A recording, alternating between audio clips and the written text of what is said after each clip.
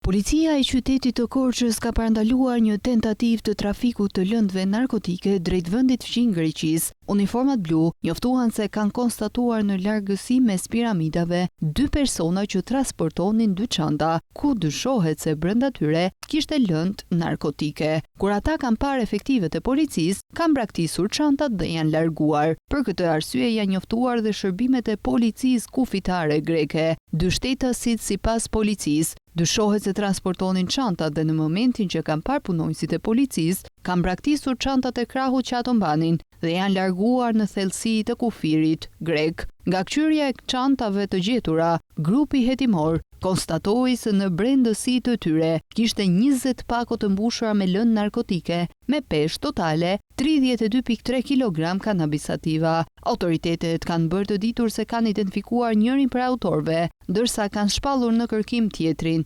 Gjithashtu, vijon puna për dokumentimin e plotë të kësaj ngjarje dhe identifikimin e personave të tjerë, të cilët mund të jenë të përfshirë në këtë veprimtari kriminale.